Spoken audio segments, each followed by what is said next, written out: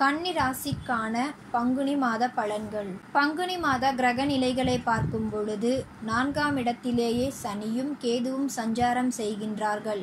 எனவே அர்த்தாஷ்டம ஸ்தானத்தில் குரு, சனி, கேது ஆகிய கிரகங்கள் ஒன்றாக இணைந்து நிலையில் அமர்ந்திருப்பதால் இம்மாதத்தில் ஆரோக்கிய தொல்லைகள் அதிகமாகவே இருக்கும். பெற்றோர் வழியிலும் உற்றார் உறவினர் வழியிலும் பிரச்சனைகள் ஏற்பட்டு அகலும். பணிபுரியும் இடத்தில் பிரச்சனைகளும் மாற்றங்களும் கூட ஒரு சிலருக்கு ஏற்படலாம். கிரகங்கள் சாதகமாக இல்லாத பொழுது வழிபாடுகள் ஓரளவு கை கொடுக்கும், கவலையை மாற்றும்.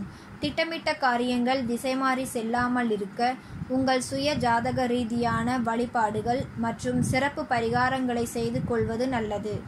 எந்த நட்சத்திரம் உங்களுக்கு யோகமான நட்சத்திரம் என்பதை ஆராய்ந்து அது பலம் பெறும் நேரத்தில் அதற்கு உரிய ஆலயங்களுக்கு சென்று வழிபாடுகளை மேற்கொண்டால் வாழ்க்கை நலம் பெறும்.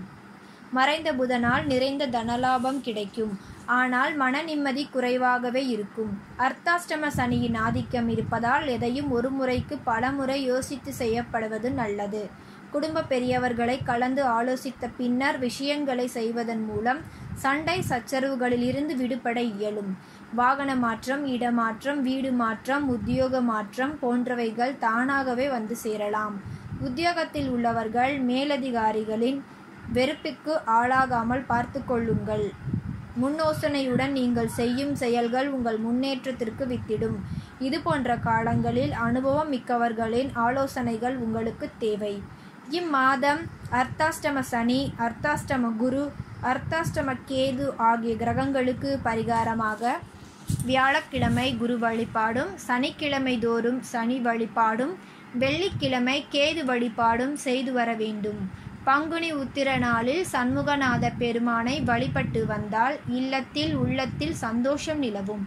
மார்ச் 20ஆம் தேதி ரிஷபராசிக்கு செவ்வாய் செல்கின்றார். ஓரளவு நற்பலன்கள் நடைபெறத் தொடங்கும் நேரம் இது. உடன்பிறப்புகளின் வழியே ஏற்பட்ட பகை மாறும். உற்சாகம் உள்ளத்தில் குடிகொள்ளும். கடன் சுமை பாதிக்கு மேல் குறையும். முன்னோர் சொத்துக்களில் முறையான பங்கீடுகள் கிடைக்கும். வழக்குகள் சாதகமாக முடியும். விற்க முடியாத சில சொத்துக்களை விற்பதன் மூலம் உங்கள் கைகளில் பணம் புரளும். மார்ச் 22ஆம் தேதி சுக்கிரன் சஞ்சரிக்க போகின்றார். இக்காலத்தில் பொருளாதார பற்றாக்குறை அகலும். புத சுக்கிர யோகத்தின் விளைவாக வரவேண்டிய பாக்கிகள் வசூலாகும். உத்தியோகத்தில் ஊதிய உயர்வு எதிர்பார்த்தபடி வந்து சேரும். பணி நிரந்தரம் ஆகாதவர்களுக்கு நிரந்தர பணிக்காக செய்த முயற்சி கைகூடும். கேட்ட இடத்திற்கு ஒரு சிலருக்கு மாறுதல் கிடைக்கும். புதிய திருப்பங்கள் பலவும் ஏற்படும். பங்காளி பகை மாறும். பிள்ளைகளின் கல்யாண வாய்ப்பை கருதி சீர்வரிசை பொருட்களை சேர்க்க முற்படுவீர்கள். என்றைக்கோ செய்த உதவிக்கு நன்றி பாராட்டிய நண்பர்கள் வீடு தேடி வருவர். அறுவை சிகிச்சை செய்ய வேண்டும் என்று சொன்ன மருத்துவர்கள் இப்பொழுது சாதாரண சிகிச்சையிலே உங்கள் நோயை குணப்படுத்தலாம். ஏப்ரல் 8ஆம் தேதி புதன் நீச்சம் பெறுகின்றார். தொட்ட காரியங்களில் எல்லாம் துணையாக இருப்பவர்களே பகையாகலாம். பிறரை விமர்சிப்பதை தவிர்ப்பது நல்லது. விமர்சனம் செய்வதன் வீண் பழிகளுக்கு ஆளாக நேரிடும். பண பொறுப்பு சொல்லி வாங்கி கொடுத்த தொகையிலும் சிக்கல் வரலாம்.